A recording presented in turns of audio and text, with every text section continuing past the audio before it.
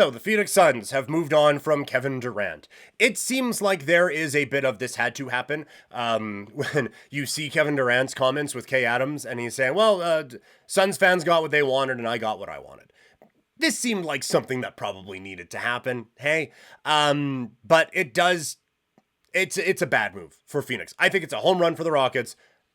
So guess how I think about it on the Phoenix side. It looks like a panic move. It feels like a panic move, and if nothing else, it's a bad move for them.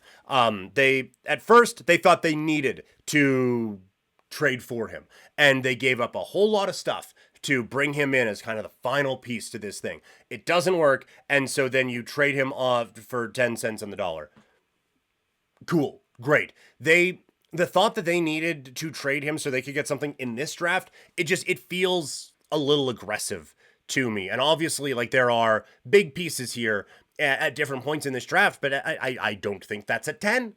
I don't, and I don't think they have anything that they can package with 10 to get up any higher to try to get something out of that. So I don't see why this had to happen now. And if you push it a little bit, why, like, are the Rockets going to say no at some point? No. Like, this is the type of trade that you make if you, like, absolutely have to at the last moment because there's someone at 10 that you just cannot pass up. And maybe they see something I don't at 10, but boy, oh boy, like, this feels really, really bad on the Phoenix side of things. They didn't get nearly enough. Jalen Green, at his full potential, was the exact player that the Rockets needed, and he did not step up how they needed him to. That is not to say that he's not going to be able to, but the Phoenix situation doesn't feel like the one where he's going to come and suddenly thrive when you have someone else who kind of needs the ball a bunch in Booker. Green kind of needs a spot where he can go learn how to be the guy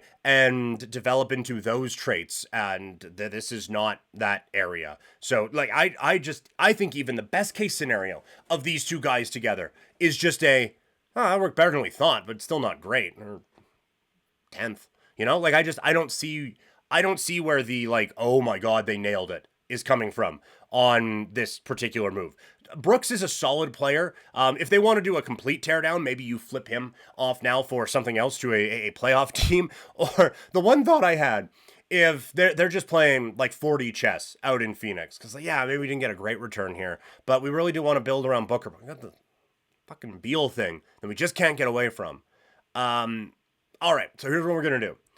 It's not going to be a great return for Katie. We're going to get a couple young pieces, but we're also going to get Dillon Brooks. And we are going to stick his Canadian ass on Bradley Beal in every practice, in every scrimmage, in everything they do. Beal wants to throw something out in the garbage. Brooks is going to be there to just make his life miserable, to the point where Beal wants nothing more than to be out of the four walls of our basketball facility and waive his no trade so he can move somewhere else. That is the only way this makes sense to me, is if they brought in Brooks to anger Bradley Beal to the point of him not wanting to exist as a Phoenix Sun anymore and thus demanding a trade, waiving that very difficult to deal with no trade clause for the Phoenix Suns. Now you still have to deal with the fact that the contract sucks, but it's something, I guess.